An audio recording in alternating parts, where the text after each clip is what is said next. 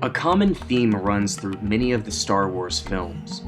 The protagonist is facing off against a threat far more powerful than themselves. Trying to stay true to the values of the Jedi, they stay focused, calm, and fight with dignity. Then, at the edge of defeat, a breaking point occurs, and they snap. The power of the dark side flows through them, and their enemies are defeated. Obi-Wan left Anakin limbless, left to slowly burn alive on an alien world. If that's not walking the path of darkness, I don't know what is. But the theme is clear. When you embrace the dark side, you win.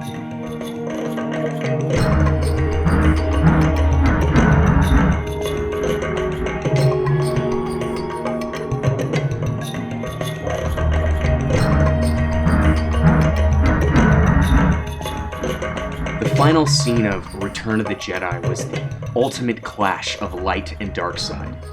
Luke is being pushed psychologically to his very limits.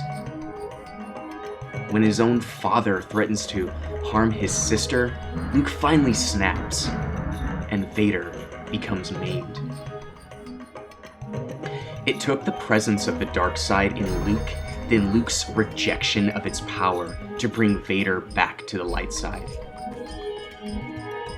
Ultimately, defeating the Empire and destroying a living embodiment of the power structures that crippled his body and soul. Finally, becoming Anakin once again. Leave me. No, you're coming with me. I'll not leave you here. I've got to save you. You already have. Luke. You were right. You were right about me. The shadow self, in Jungian philosophy, is the hidden aspect of your soul, buried so deep the conscious ego does not identify with it. The unknown dark side of your personality manipulating you. The more its existence is denied, the stronger the pull has on your mind.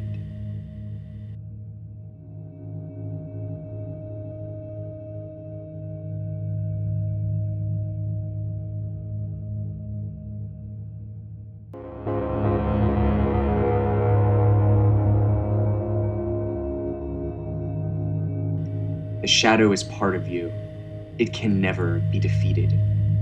Carl Jung wrote, "Everyone carries a shadow, and the less it is embodied in the individual's conscious life, the blacker and denser it is."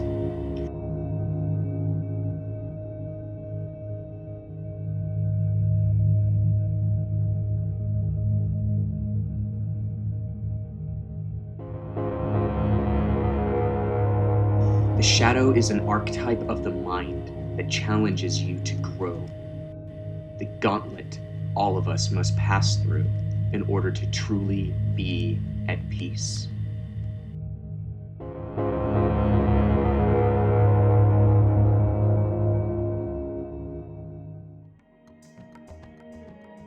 A motif I love in Star Wars is the way machinery takes over the bodies of the Skywalkers as they descend into the dark side. What was once warm and full of life is now cold and dead. When I was a kid, before the prequels, I imagined Anakin as a crazy fanatic, cruising around space, single-handedly hunting down every last Jedi himself, ending in an epic duel. From a multitude of these battles, Anakin gradually became more and more like a robot, until he is more machine than man.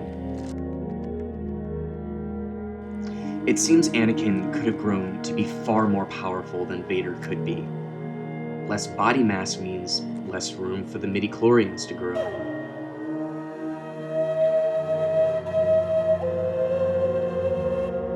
Carl Jung considered psychological and spiritual development to be a journey that takes the course of your entire life. A central concept was individuation, where personal thoughts and thoughts from the collective unconscious are brought forward into the light of awareness, no longer allowed to manipulate you from the shadows. Perhaps Luke Skywalker is walking the same path. An interesting detail: where there was once a fake hand that looked human, now there is a clear robot appendage. Maybe it's a sign he has embraced the darkness and integrated his shadow self. Perhaps it could be a synchronicity. In part 1, we explore the possibility of Luke Skywalker abandoning the dogmatic ideals of the Jedi Order, alone, finding balance of heart and mind. Shortly after posting the video, the internet informed me that the main lore writer of Lucasfilm tweeted, "I don't get the Grey Jedi thing. You're either a Jedi or you're not. It's like being a gray vegetarian who eats meat."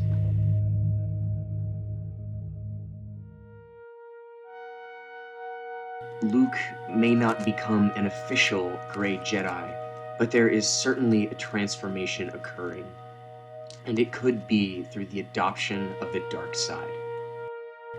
We all, at some point, have to contend with our shadow selves.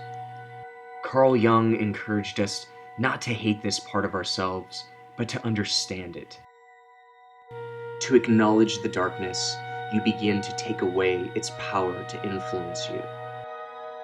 And only through the adoption of the shadow will you understand who you truly are. Jung himself stated, in spite of its function as a reservoir for human darkness, or perhaps because of this, the shadow is the seat of creativity.